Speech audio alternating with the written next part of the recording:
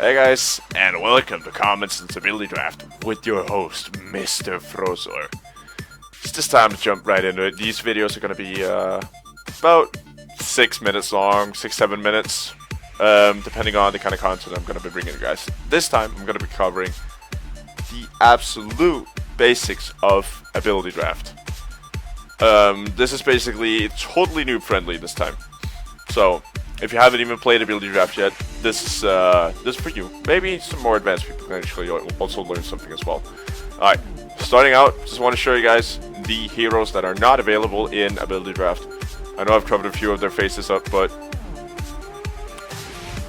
it's sexy, isn't it? Nope. Alright, Beastmaster, Earth Spirit, etc. are banned out because of they have game-breaking mechanics and game-breaking skills, which makes it hard for basically, some of them have like extra slots, you know, Doom, Invoker, they have too many slots to play Ability Draft.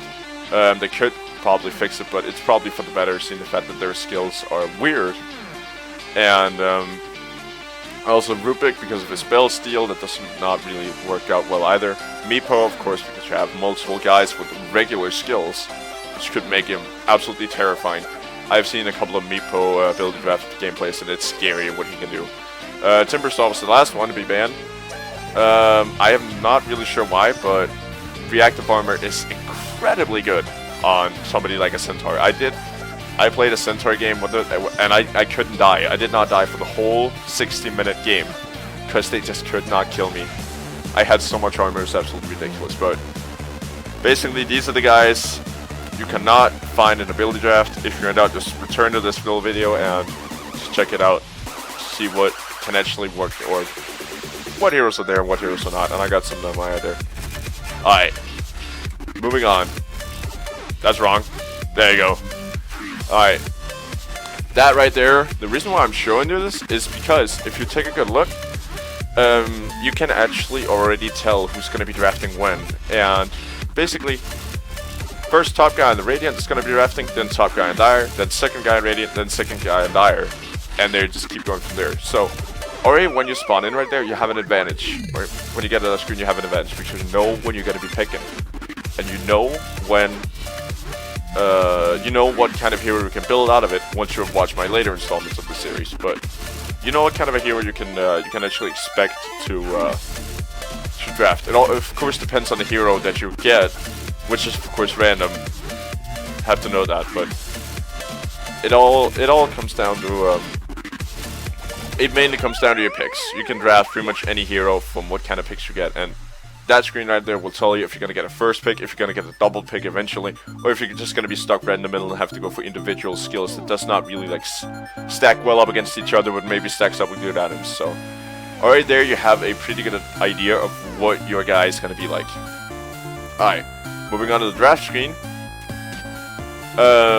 There are 10 heroes in Ability Draft like always, but there are 12 heroes to draft from, and 10 of those are in your game.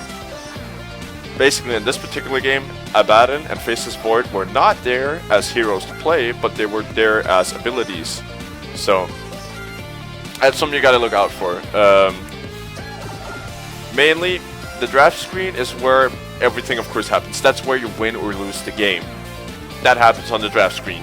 Everything that happens in between in the game is basically figuring out who had the stronger draft. Which is why it's so damn important that you should pay attention to all the skills. As soon as you get in, familiarize yourself with all the skills, and then start actually working on, alright, what could be good? What really like matches well with my draft pick? What really works with what hero I've got, and what works with when I'm going to be drafting? So that's something you always got to look out for. But I think that about covers it. I'll be telling you guys how to draft supports in the next video, and I'll be going on to carries and junglers, etc. So, I do have quite a lot of I've already brainstormed weeks ahead, so definitely expect more of these videos, and I'll see you possibly next Friday. Take care, guys.